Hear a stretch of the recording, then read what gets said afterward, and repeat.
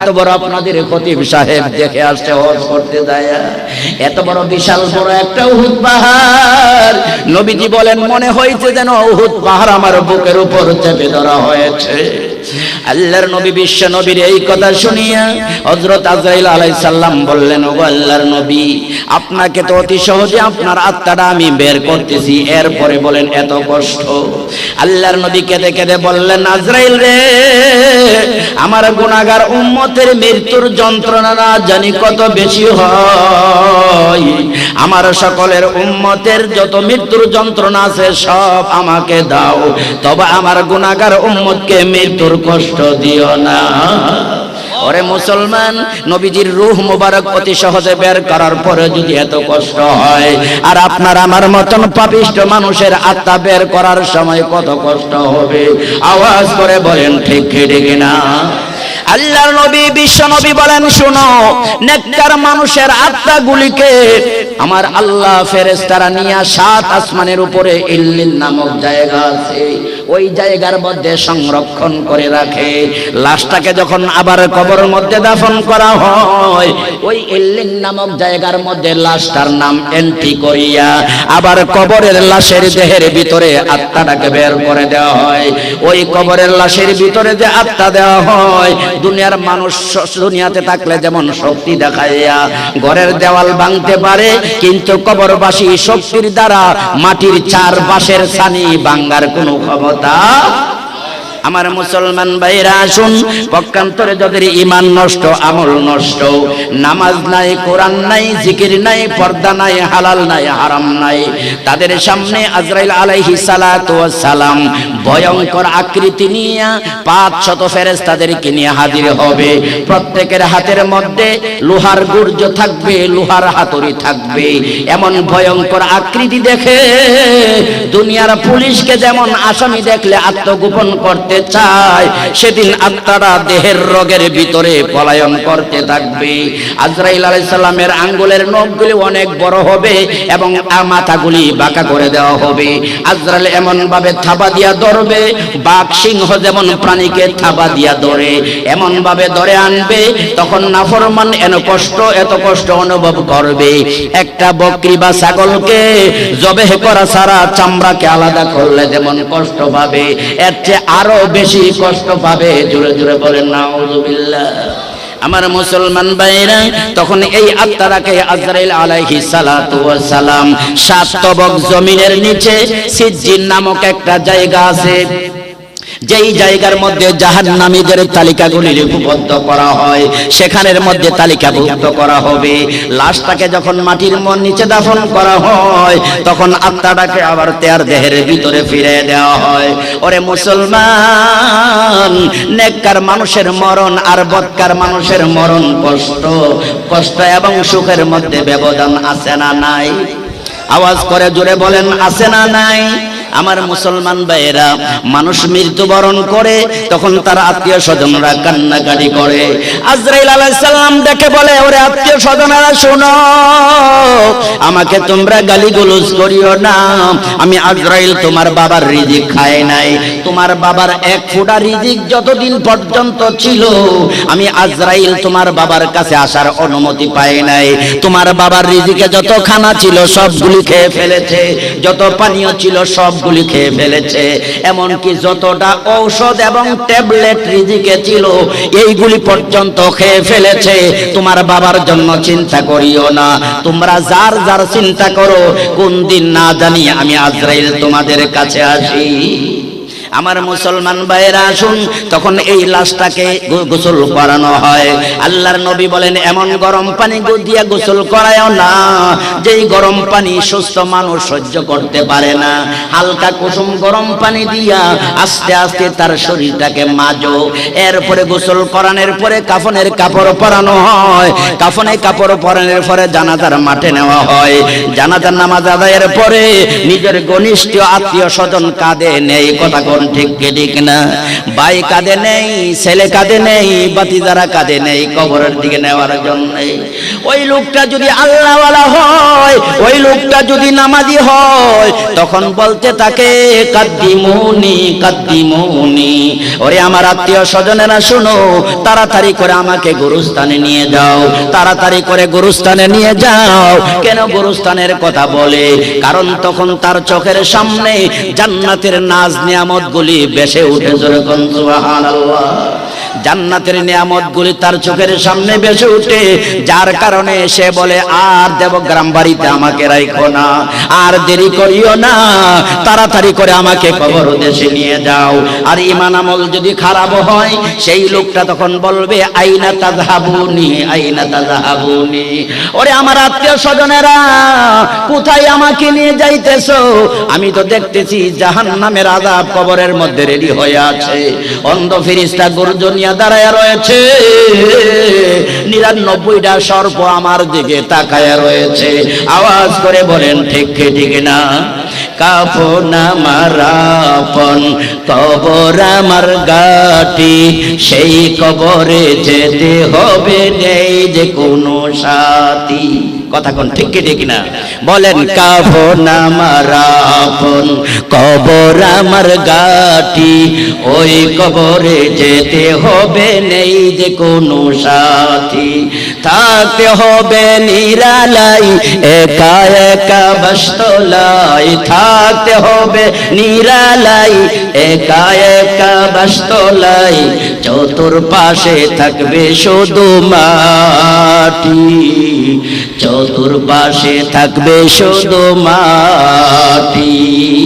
কাফন আমার আপন, কবর আমার ঘাঁটি, সেই কবরে থাকতে হবে, নেই যে কোনো সাথী। কথা কোন ঠিক কি ঠিক না? 3.5 হাড় মাটির ঘর, কারো আপন কারো ঘর, কারো জন্য ফুলেরই বাগান। আওয়াজ করে বলেন ঠিক কি ঠিক না? 3.5 হাত মাটির ঘর, কারো আপন কারো পর, কারো জন্য ফুলেরই বাগান, কারো জন্য দুজখের গাড়া। কথা বলেন ঠিক কি ঠিক না? কাফন আমার আপন, কবর আমার ঘাঁটি, ওই কবরে যেতে হবে, নেই যে কোনো সাথী। কেউ যাবে সাথী? কোন বিবি যাবে? ছেলে যাবে? কেউ যাবে না, সেখানে আমার একা একা যেতে হবে। আওয়াজ করে বলেন ঠিক কি ঠিক না? আমার মুসলমান ভাইয়েরা, ওই লোকটাকে যখন কবরের মধ্যে রাখা হয়, আত্মীয় স্বজনেরা তখন কবরের উপর 3 মুঠ মাটি দেয়। প্রথম মুষ্টি মাটি দেওয়ার সময় বলে মিনহা খলাকনাকুম, দ্বিতীয় মুষ্টি মাটি দেওয়ার সময় বলে ওয়া ফিহা নুঈদুকুম, তৃতীয় মুষ্টি মাটি দেওয়ার সময় বলে ওয়া মিনহা নুখরিজুকুম তারাতান উখরা। এর অর্থ হলো আমার আল্লাহ বলেন, ওরে আমার বান্দা, এই মাটি দিয়া তোমাকে সৃষ্টি করেছি, আবার এই মাটির নিচেই তোমাকে দাফন করা হয়েছে, আবার এই মাটির নিচে চিরদিন তুমি থাকতে পারবে না। এই মাটি থেকে আমি আল্লাহ কিয়ামতের দিবসে আবার তোমাদেরকে উঠাবো। আওয়াজ করে বলেন ঠিক ঠিক না? দুনিয়ার কোন কবর যদি পাকা করা হয়, গম্বুজ বানানো হয়, কিয়ামত যখন হয়ে যাবে এইগুলি থাকবে না, সবগুলি ভেঙে চুরমার হয়ে যাবে। সেদিন আল্লাহর দরবারে উঠতে হবে। কথা বলেন ঠিক ঠিক না?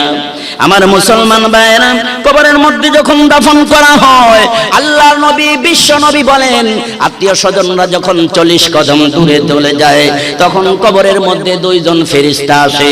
একজন ফেরেশতার নাম হলো মুনকির, আর একজন ফেরেশতার নাম হলো নাকির। এই 2 জন ফেরেশতা এসে তাকে শোয়ানো থেকে উঠায়া বসায়। সেই লোকটা যদি নামাজি হয়, তখন ফেরেশতাদেরকে ডেকে বলে, ওরে আল্লাহর ফেরেশতারা শোনো, আমি দেখতেছি পশ্চিম আকাশের মধ্যে সূর্য ডুবে যাইতেছে, আসর নামাজের সময় শেষ হয়ে যাইতেছে, তাড়াতাড়ি করে আমাকে সুযোগ দাও, আমি আল্লাহর দরবারে আসর নামাজের সিজদা করি। জুড়ে জুড়ে বলেন সুবহানাল্লাহ।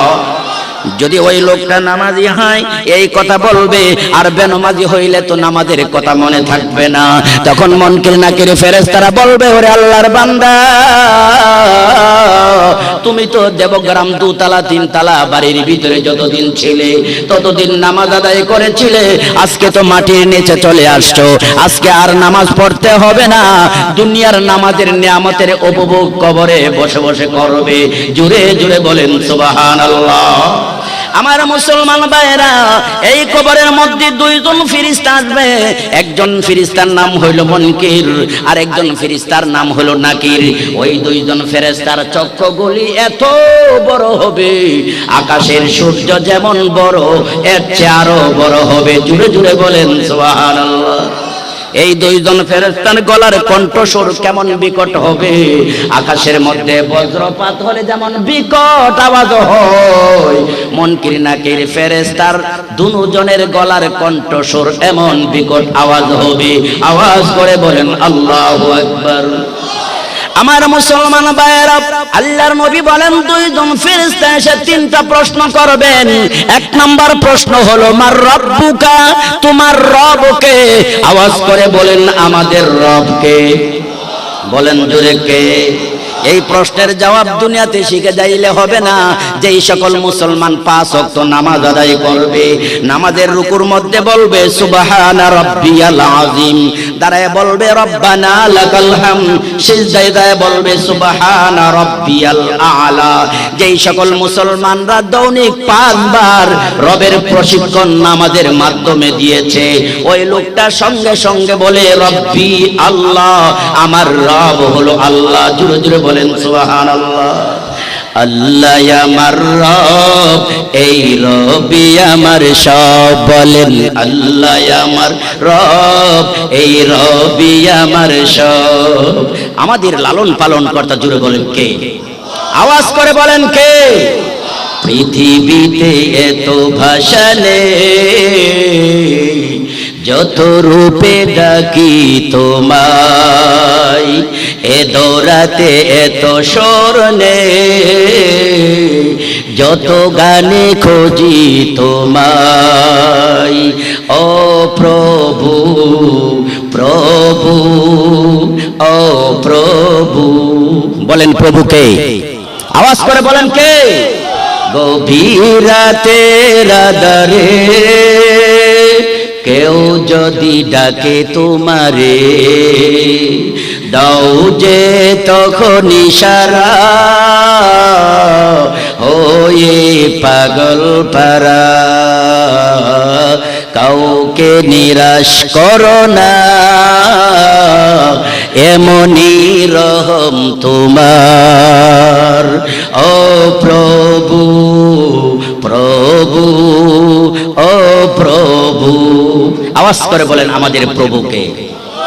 আমার মুসলমান ভাইয়েরা, 2 নম্বর প্রশ্ন করা হবে ওয়ামা দীনুকা, তোমার ধর্মের নাম কি? আওয়াজ করে বলেন আমাদের ধর্মের নাম। আওয়াজ করে বলেন কি? আর আল্লাহর কাছে পৃথিবীতে যত ধর্ম আছে, একমাত্র ইসলাম ধর্মই হলো আল্লাহর কাছে প্রিয় ধর্ম। ইন্নাদ-দীনা ইনদাল্লাহিল ইসলাম। আল্লাহ বলেন একমাত্র আমার কাছে নিশ্চয়ই গ্রহণযোগ্য ধর্মের নাম হলো ইসলাম। আওয়াজ করে বলেন ঠিক ঠিক না? যারা ইসলামের নিয়ম নীতিগুলিকে পালন করেছে, নামাজ পড়েছে, রোজা রেখেছে, হজ করেছে, যাকাত দিয়েছে, ইসলামকে নিজের জীবনের চেয়ে আরো বেশি ভালোবেসেছে, সেই লোকটা জবাব দিবে দ্বীন আল ইসলাম, আমার ধর্মের নাম। আওয়াজ করে বলেন আমাদের ধর্মের নাম। আর যারা নামে মুসলমান আর চাই রাষ্ট্র ধর্ম ইসলামকে বাতিল করার জন্য, ইসলামের ধারক বারক উলামায়ে কেরামকে খতম করার জন্য যারা ষড়যন্ত্র করে, কবরের মধ্যে তাদের মুখ দিয়ে দ্বীন আল ইসলাম শব্দ উচ্চারণ হবে না। আওয়াজ করে বলেন ঠিক ঠিক না? আমার মুসলমান ভাইয়েরা, 3 নম্বর প্রশ্ন করা হবে ওয়ামান নাবিয়্যুকা, তোমার নবীকে। আওয়াজ করে বলেন আমাদের নবীকে। মুহাম্মাদুর রাসূলুল্লাহ সাল্লাল্লাহু আলাইহি ওয়াসাল্লাম আমাদের নবীর চেয়ে শ্রেষ্ঠ নবী পৃথিবীর মধ্যে আর কেউ ছিল না। আওয়াজ করে বলেন ঠিক ঠিক না? সেই রাসূলকে যারা মন প্রাণ দিয়ে ভালোবাসে, রাসূলের সুন্নতগুলিকে মাথা থেকে পাতা পর্যন্ত 10টা সুন্নতকে যারা পালন করবে, তারা বলবে নবিয়ানা মুহাম্মদ সাল্লাল্লাহু আলাইহি ওয়াসাল্লাম, আমাদের নবী হলো মুহাম্মদ সাল্লাল্লাহু আলাইহি ওয়াসাল্লাম। আওয়াজ করে বলেন ঠিক ঠিক না? সেই রাসূলের সুন্নত যাচাই বাছাই করলে দেখা যায় বাংলাদেশের মধ্যে 3 তরিকায় বাস্তবায়ন হয়। 1 নাম্বার হলো কওমি মাদ্রাসাগুলো। কথা বলেন ঠিক ঠিক না? দেবগ্রাম মাদ্রাসার নুরানি ছাত্রদেরকে যায় দেখবেন, মাথা থেকে পাতা পর্যন্ত রাসূলের সুন্নত আছে না নাই? বাথরুমে গেলেও রাসূলের সুন্নত, খাওয়ার সময় রাসূলের সুন্নত, ঘুমানোর সময় রাসূলের সুন্নত, চলার সময় রাসূলের সুন্নত। যারা সুন্নত পালন করবে তারাই বলবে নবিয়ানা মুহাম্মদ সাল্লাল্লাহু আলাইহি ওয়াসাল্লাম। আওয়াজ করে বলেন ঠিক ঠিক না? 2 নাম্বার হলো দাওয়াতে তাবলীগ। তাবলীগের মাধ্যমে দেখা যায় মদখোর, ঘুষখোর, সুদখোর, সন্ত্রাস, বোমাবাজ তাবলীগে একটা চিল্লা দিলে সুন্নতের উপর আমল করে। আওয়াজ করে বলেন এমন প্রমাণ আখাউড়া আছে না নাই? ব্রাহ্মণবাড়ি আছে না নাই? সারা বিশ্বে লক্ষ লক্ষ প্রমাণ আছে। এই দাওয়াতের খেদমতের কারণে অনেক মানুষের আমল পরিবর্তন হয়েছে। আওয়াজ করে বলেন ঠিক ঠিক না? 3 নাম্বার হলো হক্কানি পীর মাশায়েখগণ। হক্কানি পীর মাশায়েখগণ জামিয়া উনুসিয়ার প্রিন্সিপাল আল্লামা মুফতি মুবারকুল্লাহ সাহেব দামাত বারাকাতুহুম, আল্লামা শায়েখ মুফতি শামসুল হক দামাত বারাকাতুহুম, এমন হক্কানি পীর মাশায়েখের কাছে অনেক লোক মুরিদ হওয়ার কারণে তাদের আমল পরিবর্তন হয়েছে। আওয়াজ করে বলেন ঠিক ঠিক না? আল্লাহর নবী বিশ্ব নবী বলেন 3 প্রশ্নের জবাব যখন দেওয়া হবে তখন আল্লাহর পক্ষ থেকে বলা হবে, ও ফেরেশতারা শোনো, আমার বান্দার কবরের মধ্যে জান্নাতের বিছানা বিছায়া দাও। জান্নাতের বিছানা বিছায়া দেওয়া হবে, আর জান্নাতের দিকে একটা জানালা খুলে দেওয়া হবে, আর তাকে বলা হবে নাম কানাউমাতিল আরুস, ওরে আল্লাহর নেককার বান্দা, তুমি কবরের মধ্যে ঘুমাও। নতুন দোলা নতুন জামাই বউ যেমন বাসর ঘরে আনন্দে আরামে আয়েছে, যেমন ঘুমায় রাত্রটা 8 ঘন্টা কিভাবে কেটে যায়, দোলা এবং বর এবং বউ কিছুই জানে না সময় কিভাবে কেটে যায় ভালোবাসার কথা বলতে বলতে। তদ্রূপভাবে তাদের কবরের মধ্যে কমপক্ষে 50,000 বছর কেটে যাবে। তাদের কাছে মনে হবে যেন কয়েক মিনিট সময় ঘুমাইছে। জুড়ে জুড়ে বলেন সুবহানাল্লাহ। আমার মুসলমান ভাইরা, আল্লাহর নবী বিশ্ব নবী বলেন, এই নেককার বান্দাকে যখন কবরের মধ্যে দাফন করা হয় তখন কবরের মধ্যে 4 জন ফেরেশতাকে তার দেহরক্ষী বানিয়ে দেওয়া হয়। যেমন বাংলাদেশ সরকার কোন এমপি মন্ত্রী যদি কোথাও প্রোগ্রাম করার জন্য যায়, তার নিরাপত্তার জন্য পুলিশ বিডিআর র্যাব সামনে পিছনে আগে পিছনে থাকে কি থাকে না? আওয়াজ করে বলেন থাকে কি থাকে না? ওরে মুসলমান, আপনি যদি ঢাকা যান, কোন আত্মীয় স্বজন থাকলে কমলাপুর রেল স্টেশনে এসে আপনাকে স্বাগতম দিয়া বরণ করবে, যাতে কোনো সন্ত্রাসের হাতে আপনি ধরা না পড়েন, হাইজাকারের কাছে ধরা না পড়েন। আমার নবী বলেন, একজন নেককার বান্দাকে যখন কবরে দাফন করা হয় তখন 4 জন দেহরক্ষী তার সাথে দেওয়া হয়। একজন ডান পার্শ্বে, আরেকজন বাম পার্শ্বে, আরেকজন মাথার কাছে, আরেকজন পায়ের কাছে। ডান পার্শ্ব দিয়া জাহান্নামের ফেরেশতা বিরাট বড় একটা হাতুড়ি নিয়ে আসবে তার উপর আক্রমণ করার জন্য। এসে দেখবে বিরাট বড় একটা যুবক দেহরক্ষী হইয়া ডান পাশে দাঁড়ায় রয়েছে। জাহান্নামের ফেরেশতা জিজ্ঞাসা করবে, ভাই যুবক, তুমি তার কবরের মধ্যে ডান পাশে কেন তুমি দাঁড়াইলা? তোমার পরিচয়টা কি? যুবকটা বলবে, ও জাহান্নামের ফেরেশতা, তুমি শোনো, সে দুনিয়ার মধ্যে 5 ওয়াক্ত নামাজ আদায় করেছিল। নামাজের বিনিময়ে আমার আল্লাহ তার ডান পাশের দেহ রক্ষীর দায়িত্ব দিয়েছেন। বলেন সুবহানাল্লাহ। যেই মুসলমান নামাজ পড়বে না, ডান পাশে তার কবরের মধ্যে দেহ রক্ষী থাকবে না, কবরের আযাবের ফেরেশতা ডান পার্শ্ব দিয়ে আক্রমণ করবে। এরপরে আবার বাম পার্শ্ব দিয়ে ঘুরিয়ে আসবে, আসিয়া দেখবে আরেকজন যুবক দাঁড়ায় রয়েছে। সে বাধা দিবে, সাবধান, আল্লাহর এই বান্দা বান্দির উপর তুমি আক্রমণ করতে পারবে না। আযাবের ফেরেশতা বলবে, তোমার পরিচয় কি?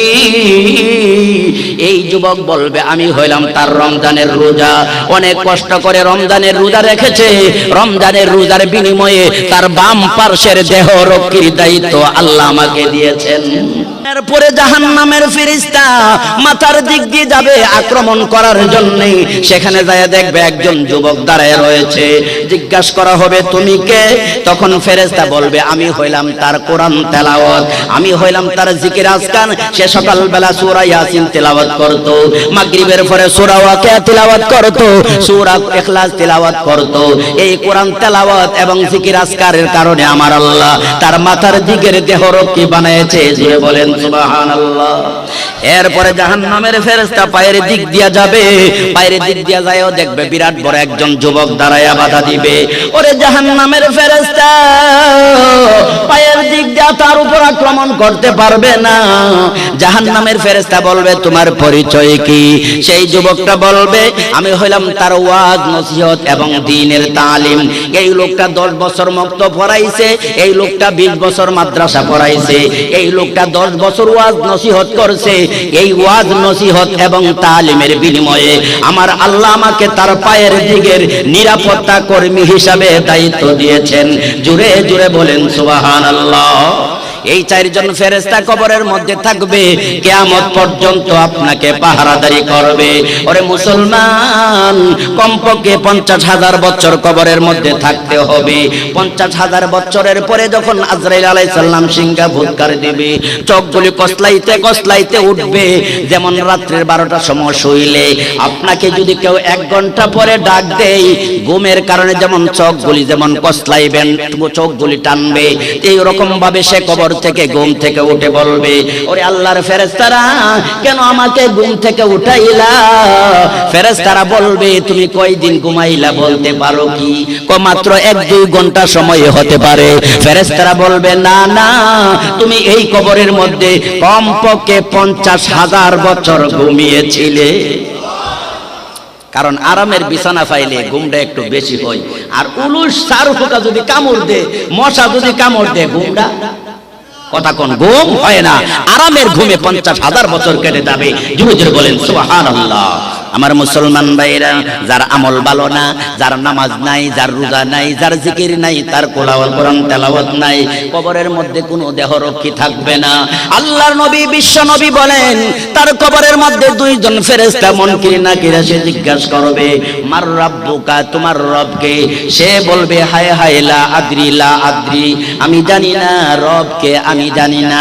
কারণ সে তো জীবনে কোনোদিন নামাজ পড়ে নাই। কথা কোন ঠিক কি ঠিক? আওয়াজ করে বলেন ঠিক কি ঠিক না?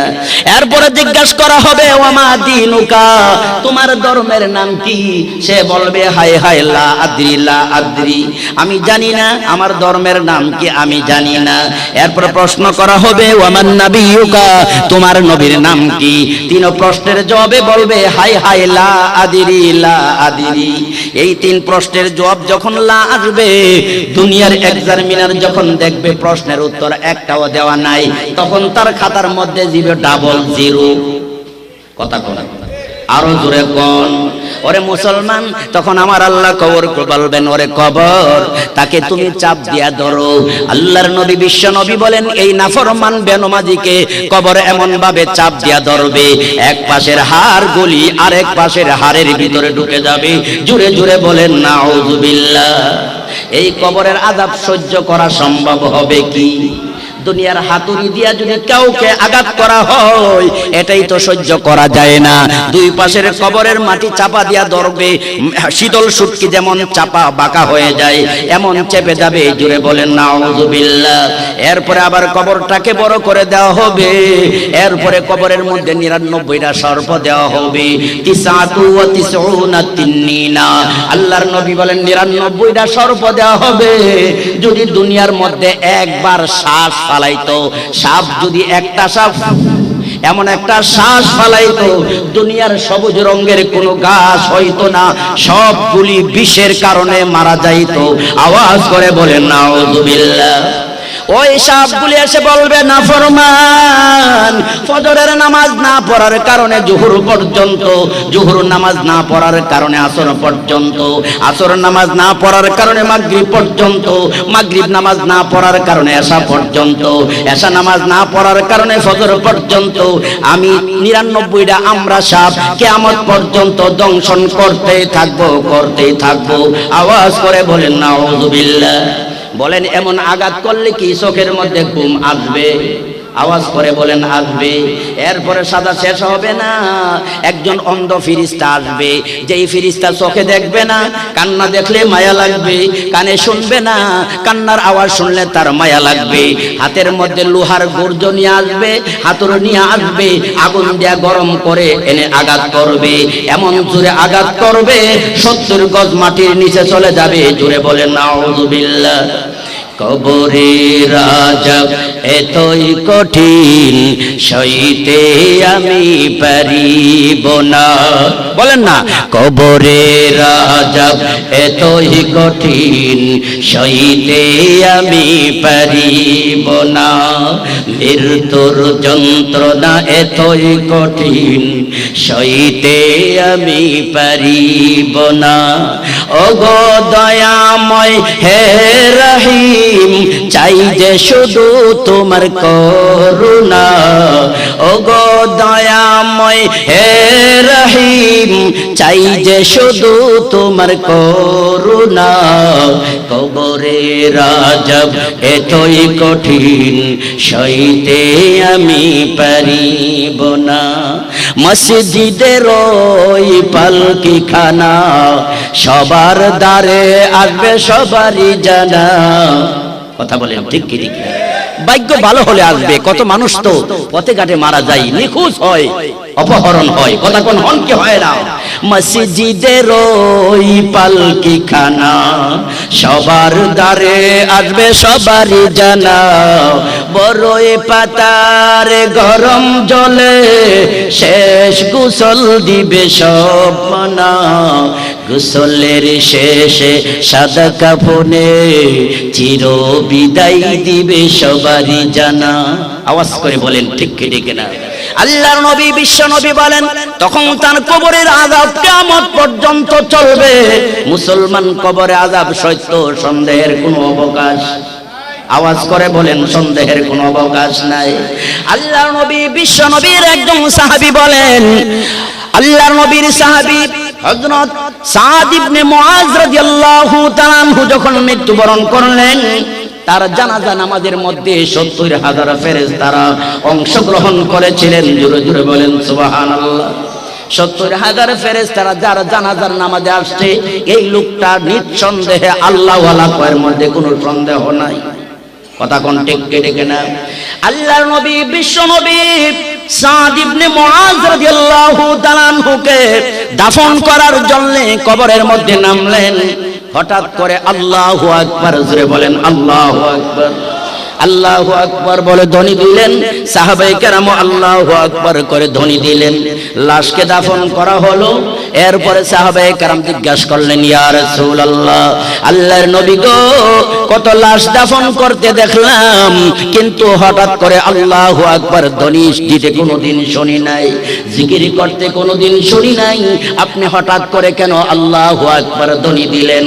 আল্লাহর নবী বলেন, ওরে সাহাবীরা শোনো, সাদকে যখন কবরের মধ্যে রাখা হয়, তখন কবরের মাটি এমন ভাবে চাপা দিয়া ধরে রাখছে, এমন একটা চিৎকারের আওয়াজ আমার কানে পৌঁছে, যদি দুনিয়ার মানুষ কবরের চাপ থেকে মুক্তি পাইতো, আমার সাহাবী সাদ ইবনে মুআজ কবরের চাপ থেকে মুক্তি পাইতো।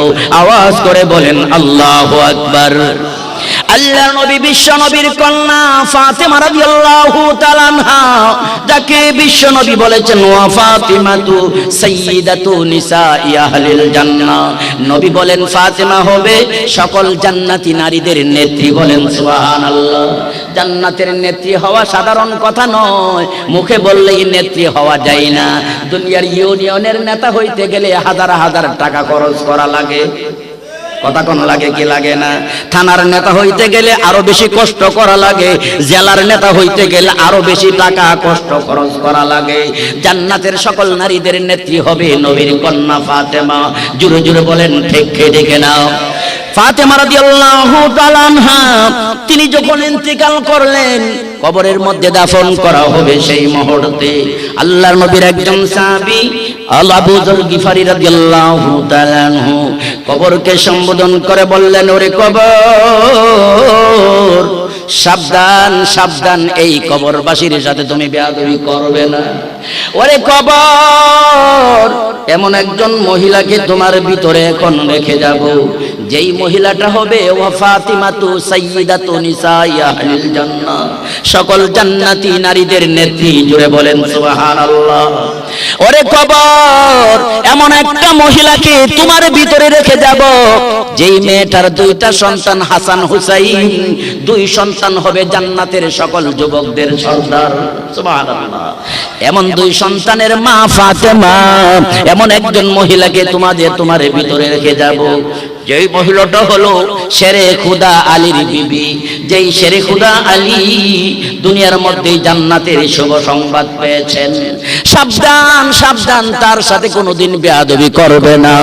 আমার আল্লাহ তাআলার দরবারে কবর ফরিয়াদ করলেন, ও আল্লাহ আমার জবানটা খুলে দাও, আবু যর গিফারিকে আমি উত্তর দিয়ে দেই। আমার আল্লাহ কবরের জবান খুলে দিতে পারেন কি পারেন না? আমার আল্লাহ ইচ্ছা করলে বাঘ দিয়া কথা বলাইতে পারে, চন্দ্র দিয়া কথা বলাইতে পারে, সূর্য দিয়া কথা বলাইতে পারে। কথা বলেন পারে কি পারে না? আমার আল্লাহ কবরের জবান খুলে দিলেন। কবর বলতে লাগলো, রে আবু যর গিফারি, তুমি আমাকে সাবধান করতে হবে না, তুমি সাবধান করলে আমার কোনো আসে যায় না। আমি চিনি না নবীর কন্যাকে, আমি চিনি না হাসান হুসাইনের মাকে, আমি চিনি না হযরত আলী রাদিয়াল্লাহু তাআলা আনহু বিবিকে। ওরে আবু যর গিফারি, তুমি মনোযোগ দিয়ে শোনো, ঈমান আমল নিয়ে যে কবরে আসবে তার কোনো চিন্তা নাই, ঈমান আমল ছাড়া যে আসবে তার কোনো উপায় নাই। কথা বলেন ঠিক ঠিক না? ওরে বাবা মুসলমান, জান্নাতি নারীদের নেত্রীর বিষয়ে যদি কবর এমন কথা বলতে পারে, আপনার আমার মাথা থেকে পাতা পর্যন্ত গুনার ময়লা আবর্জনা সারা শরীরে লেগে আছে। আমাদের বেলায় কবর কি বলতে পারে একটু চিন্তা করা দরকার আছে না নাই? আমার মুসলমান ভাইয়েরা আসুন, তাই প্রত্যেকেরই মৃত্যুবরণ করতে হবে। আল্লাহর নবী বিশ্ব নবী বলেন, আল কবরু রাউযাতুম মিন রিয়াজিল জান্নাহ আও হুফরাতুম মিন হুফারিন নার। আল্লাহর নবী বলেন, কবর হবে কারোর জন্য জান্নাতের একটা টুকরা, কারোর জন্য একটা কবর হবে জাহান্নামের একটা খাড়া। যারা জান্নাতি হবে কবর থেকেই তারা জান্নাতের নিয়ামত উপভোগ করতে পারবে, যারা জাহান্নামী হবে কবর থেকেই তারা জাহান্নামের আযাব অনুভব করতে পারবে। আওয়াজ করে বলেন ঠিক ঠিক না? আমার মুসলমান ভাইয়েরা, আল্লাহর নবী বিশ্ব নবী রাহমাতুল লিল আলামিন একবার গুরুস্থানের ভিতরে গেলেন, যাওয়ার উপরে হঠাৎ করে বসে গেলেন। সাহাবায়ে কেরামগণকে বললেন, সাহাবীরা রে বসো বসো, কবরস্থানের মধ্যে বসো। সাহাবায়ে কেরাম বসে গেলেন। আল্লাহর নবী বিশ্ব নবী রাহমাতুল লিল আলামিন বলেন, ও সাহাবীরা শোনো, এই দুই কবরের মধ্যে আযাব হইতেছে, এই দুই কবরের মধ্যে কবরের সাজা হইতেছে। সাহাবায়ে কেরাম বললেন, ইয়া রাসূলুল্লাহ, আল্লাহর নবী গো, এই কবরের মধ্যে আযাব আর শাস্তি হওয়ার কারণটা কি? আল্লাহর নবী বলেন, শোনো, এই দুই কবরবাসী বড় ধরনের কোনো গুনাহ করত না, ছোট ছোট দুই ধরনের গুনাহ করত। এই গুনার কারণে তার কবরের মধ্যে আযাব হইতেছে। নবীজি বলেন, সাহাবীরা রে, একজন ব্যক্তির কবরের মধ্যে সাজা হওয়ার কারণ হলো লা ইয়াস্তানজিহু আনিল বাউল। এই কবরবাসী পেশাব থেকে পবিত্রতা অর্জন করত না, পেশাব করে ঢিলা কলুক ব্যবহার করত না, পেশাব থেকে পবিত্র অর্জন করার জন্য পানি ব্যবহার করত না, এই জন্য তার কবরের মধ্যে আযাব হইতেছে। আওয়াজ করে বলেন নাউযুবিল্লাহ। আজকে শতকরা 90 জন মুসলমান নামাজ পড়ে না। যারা নামাজ পড়ে না তারা পেশাব কইরা ঢিলা কলুক নেয় না, পানি ব্যবহার করে না, বরং অনেক জায়গায় দেখা যায় দাঁড়ায়া দাঁড়ায়া পেশাব করে। আওয়াজ করে বলেন, দাঁড়ায়া পেশাব করা হালাল না হারাম? আওয়াজ করে বলেন, হালাল না হারাম? ও যুবক ভাইয়েরা, নামাজ না পড়লে আলাদা গুনাহ, রোজা না রাখলে আলাদা গুনাহ, কিন্তু পেশাব থেকে যদি তুমি পবিত্রতা অর্জন না করো এটার গুনাহ হলো আলাদা। আল্লাহর নবী বলেন, আমি কবরের মধ্যে দেখলাম এই লোকের কবরের মধ্যে আযাব হওয়ার কারণ হইল পেশাব থেকে পবিত্রতা অর্জন করত না। আওয়াজ করে বলেন নাউযুবিল্লাহ। এখন বর্তমান একেবারে সহজ হয়েছে, 25 টাকা দিয়ে একটা টিস্যু পেপার কিনলে একজনের জন্য 1 মাস যথেষ্ট। কথা বলেন ঠিক কি ঠিক না? আপনি অফিসে যান, বাজারে যান, আত্মীয় স্বজন বাড়িতে যান, টিস্যু পেপারের, টয়লেট পেপারের কয়েকটা অংশ পকেটে নিয়ে চলে যান। পেশাবের প্রয়োজন হলে টিস্যু পেপার যদি বাড়ায় ব্যবহার করেন, পানি না পাইলেও আপনার পরিষ্কার হয়ে যাবে, পরিচ্ছন্ন হয়ে যাবে। আর একদল মানুষ আছে পেশাব কইরা সাথে সাথে উযু করে ফেলে। ও মুসলমান, রইসুল মুফাসসিরিন আল্লামা সিরাজুল ইসলাম বড় হুজুর রাহমাতুল্লাহ আলাইহি বলতেন, হাসরের ময়দানে একদল মানুষ নামাজ পড়েও বেনমাজির লাইনে দাঁড়াবে, রোজা রাখাও বেনমাজির লাইনে দাঁড়াবে। জিজ্ঞাসা করালে হুজুর তার কারণটা কি?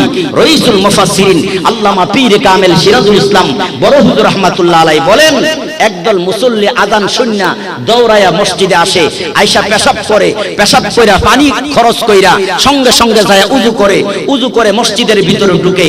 সে যে পেশাব করার পরে ডিলা কলুক ব্যবহার করলো না, 1-2 ফুটা পেশাব তার ঝরছে। কারণ পুরুষের পেশাবের নালীটা হলো আঁকা বাঁকা, পেশাবের পানি ঝরে। এই পেশাবের পানি উযু করতে করতে 1-2 ফুটা ঝরছে। উযু রানিং চলা অবস্থায় 1-2 ফুটা যে পেশাব বাইর হইছে, তার উযু আছে না উযু ভঙ্গ হয়ে গেছে? কথা বলেন, উযু ভঙ্গ হয়ে গেছে। এই অবস্থায় যে নামাজ পড়লো, তার নামাজ কি হয়েছে? কারণ রাসূল বলেছেন, আল উযু মিফতাহুস সালাহ, আস-সালাতু মিফতাহুল জান্নাহ। উযু হলো নামাজের চাবি, আর নামাজ হলো বেহেশতের চাবি। আমি অনুরোধ করে বলে যাই, আযান শুননা পেশাবখানার মধ্যে পারতে যায়েন না।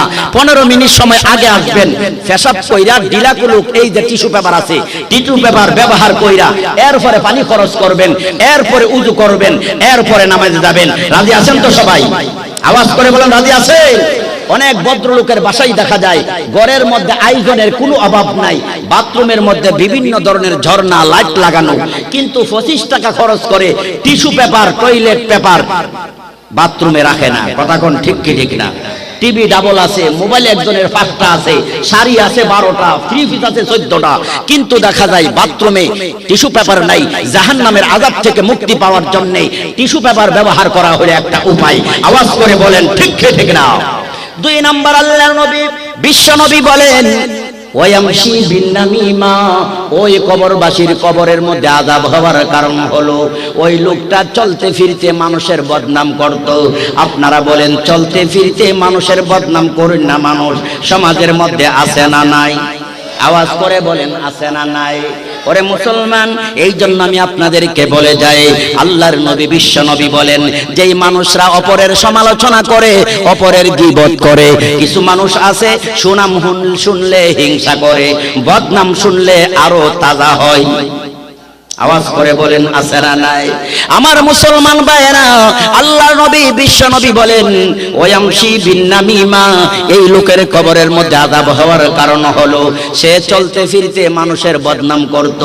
মানুষের বদনাম করা হলো এত বড় অপরাধ, মানুষের গীবত শাকায়াত করা হলো এমন বড় অপরাধ। আল্লাহ তাআলা বলেছেন, আইয়ুহিব্বু আহাদুকুম আইয়াকুলা লাহমা আখিহি মাইতান ফাকারিহতুমুহু, তোমাদের মধ্যে এমন কেহ আছে কি আপন মৃত্যু ভাইয়ের গোশত খাবে? না না, তোমরা কেউ তা পছন্দ করো না। তদ্রূপ ভাবে যারা মানুষের গীবত করে, সমালোচনা করে, তারা আপন নিজের মৃত্যু ভাইয়ের গোশত খাওয়ার চেয়ে আরো বেশি অপরাধ করেছে। আওয়াজ করে বলেন নাউযুবিল্লাহ। আমার মুসলমান ভাইয়েরা আসুন, তাই আল্লাহর নবী বিশ্ব নবী বলেন, সাহাবীরা রে, 2টা কাঁচা গাছের ডাল আনো, কসা ডালটাকে ভেঙে কবরের মধ্যে পুঁতে দিলেন। আল্লাহর নবীকে সাহাবায়ে কেরাম জিজ্ঞাসা করলেন, ইয়া রাসূলুল্লাহ, আল্লাহর নবী গো, 2টা ডাল কবরের মধ্যে কেন পুঁতে দিলেন? আল্লাহর নবী বিশ্ব নবী বলেন, শোনো, আমি যে তাদের জন্য দোয়া করলাম, আমি যে আল্লাহর নবী তাদের কবরবাসীর জন্য দোয়া করলাম, এবং 2টা তাজা ডাল কবরের মধ্যে পুঁতে দিলাম, এইগুলির উসিলা আল্লাহ রাব্বুল আলামিন তাদের কবরের আযাব maaf করে দিবে। জুড়ে জুড়ে বলেন সুবহানাল্লাহ। আমার মুসলমান ভাইয়ারা, তাই কবরের আযাব থেকে যদি আমরা মুক্তি পাইতে চাই, আজ থেকে নিয়ত করেন ঢিলা কলম ব্যবহার করতে রাজি আছেন? কারা কারা হাত উঠান? নারে তাকবীর, নারে তাকবীর। আমার মুসলমান ভাইয়েরা, 2 নাম্বার হলো মানুষের সমালোচনা আর করব না। আল্লাহর নবী বলেছেন, মাইয়াজমাল্লি মা বাইনাল লাহিয়াইহি ওয়া মা বাইনা রিজলাইহি আজমাল্লাহুল জান্নাহ। আল্লাহর নবী বলেন, যেই মুসলমান 2 ঠোঁটের মধ্যস্থল রাখে জিহ্বাটাকে গুনার কাছ থেকে বাঁচায়া রাখবে, অবৈধ জিনিস খাবার থেকে বাঁচায়া রাখবে, সুদের টাকা খাইবে না, ঘুষের টাকা খাইবে না, দুর্নীতির টাকা খাইবে না, বিনা অনুমতিতে কোনো জিনিস চুরি করে খাবে না। আল্লাহর নবী বলেন, আমি সেই মুসলমানের জন্য জান্নাতের জিম্মাদার হয়ে গেলাম। 2 নাম্বার, ওমা বাইনারি জেলাইহি, 2 উরুর মধ্যস্থল অর্থাৎ লজ্জাস্থানটাকে যারা জিনার কাছ থেকে বাঁচায় রাখবে, অপকর্ম থেকে বাঁচায় রাখবে, আল্লাহর নবী বলেন আজমাল্লাহুল জান্নাহ, আমি জান্নাতের জিম্মাদার হয়ে যাব। বলেন সুবহানাল্লাহ। আমার মুসলমান ভাইরা, যদি এখন আমার আত্মীয় স্বজন মারা যায়, কবরবাসী হয়ে যায়, তখন তাদের কবরের আযাব থেকে মুক্তির উপায় কি? মনে করেন আপনার বাবা আপনার ভাই গুনার কাজ করতে করতে কবরবাসী হয়ে গেছে, এখন তাদেরকে তো বিপদ থেকে উদ্ধার করা দরকার আছে না নাই? ও মুসলমান, কিভাবে উদ্ধার করব? আল্লাহর নবী বিশ্ব নবী বলেন, ইদা মাতাল ইনসানু ইনকাতা আনহু আমালুহু ইল্লা বিন সালাসা, ইল্লা মিন সাদাকাতিন জারিয়া আও ইলমিন ইউনতাফাউ বিহি ওয়া ওয়ালাদিন সালিহিন ইয়াদউ লাহু। আল্লাহর নবী বলেন, দুনিয়ার উম্মতেরা শোনো, মানুষ যখন মারা যায় গুনার কাজ করার পথ বন্ধ হয়ে যায়, নেক কাজ করার পথ বন্ধ হয়ে যায়। তবে কেউ যদি 3টা কাজ করে দুনিয়া থেকে বিদায় হইতে পারে, কিয়ামত পর্যন্ত তার কবরের মধ্যে সওয়াব পৌঁছতেই থাকে। সুবহানাল্লাহ। যেরকম 1 নাম্বার আল্লাহর নবী বলেন সদকায়ে জারিয়া, প্রবাহমান নেক আমল যারা করে, মসজিদ যারা বানায়া যায়, কিয়ামত পর্যন্ত যত মানুষ মসজিদে নামাজ আদায় করবে, জিকির করবে, কোরআন তেলাওয়াত করবে, ইবাদতের একটা অংশ কবরবাসীর কবরের মধ্যে পৌঁছবে। সুবহানাল্লাহ। কেউ যদি মাদ্রাসা বানায়া যায়, এতিমখানা বানায়া যায়, পুকুর বানায়া যায়, টিউবওয়েল বসায়া যায়, এইগুলির দ্বারা মানুষ যত নেক আমল করবে, কবরে পয়সা সওয়াব পাইতে থাকবে, আর এই সওয়াবের বিনিময়ে জাহান্নামের সাজা বন্ধ হয়ে যাবে। জোরে জোরে বলেন সুবহানাল্লাহ। 2 নাম্বার কবরের আযাব থেকে মুক্তির উপায়, আল্লাহর নবী বলেন আও ইলমিন ইউনতাফাউ বিহি, কেহ যদি এমন সৎ জ্ঞান অর্জন করে অপরকে আবার শিখায়া যায়, তার ছাত্র হাজার হাজার লক্ষ লক্ষ হবে। তারা যখন দোয়া করবে, আল্লাহুম্মা গফির লানা ওয়া লিওয়ালিদাইনা ওয়া লিউস্তাযিনা, হে আল্লাহ আমার উস্তাদকে তুমি মাফ করে দাও, এই দুয়ার উসিলা আল্লাহ কবরের আযাব মাফ করে দিবে। সুবহানাল্লাহ। 3 নাম্বার হলো আল্লাহর নবী বলেন ওয়া ওয়ালাদিন সালিহিন ইয়াদউ লাহু, কেউ যদি এমন নেককার সন্তান রেখে যায়, যেই নেককার সন্তান মা বাবার জন্য দোয়া করে, রব্বির হামহুমা কামা রব্বায়ানি সগীরা। আল্লাহর নবী বলেন, কোন মুসলমানের সন্তান যদি কবরের পাশে যায় সূরা ইয়াসিন তিলাওয়াত করতে পারে, সূরা ইয়াসিনে যতগুলি অক্ষর আছে, কবরবাসীর ততগুলি গুনাহ আল্লাহ মাফ করে দেন। তাহলে কবর আযাব থেকে মাফ পাওয়ার জন্য আপনার ছেলেকে মক্তবে পড়াইবেন, মাদ্রাসা পড়াইবেন, আপনার কবরের পাশে যায় যদি সূরা ইয়াসিন পড়ে অথবা মসজিদে বসে সূরা ইয়াসিন পড়ে, কবর আযাব মাফ হবে কি হবে না? তাই আমি আপনাদের সামনে এতক্ষণ পর্যন্ত মৃত্যু সম্পর্কে, নেককারের মৃত্যু কত আরাম, গুনাহগারের মৃত্যু কত কষ্ট, কবর কাহার জন্য বেহেশতের টুকরা, কারোর জন্য জাহান্নামের একটা ইন্ধন হবে, গাড়া হবে, এবং কবর আযাব থেকে মুক্তির জন্য কয়েকটা কাজ বলেছি। 1 নাম্বার মসজিদ, মাদ্রাসা, ঈদগাহ, কবরস্থান বানিয়ে যান। 2 নাম্বার নিজে সৎ জ্ঞান অর্জন করে আরেকজনে শিখিয়ে যান। 3 নাম্বার এমন সন্তান বানিয়ে যান যেই সন্তান আপনার জন্য দোয়া করতে পারে, ইয়াসিন সূরা পড়ে দোয়া করতে পারে, কুল হুয়াল্লাহ সূরা পড়ে, এমন সন্তান বানিয়ে যাইতে সবাই রাজি আছি তো? আওয়াজ করে বলেন রাজি আছি? তাই আল্লাহ তাআলা আমাদের সকলকে মৃত্যুর যন্ত্রণা থেকে হেফাজত করুন, বলেন আমিন।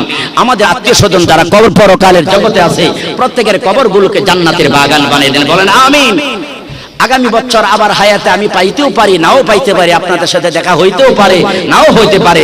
আল্লাহ আমাদের সকলকে যেন মৌতের কষ্ট থেকে আল্লাহ আমাদেরকে হিফাজত করেন, আমিন।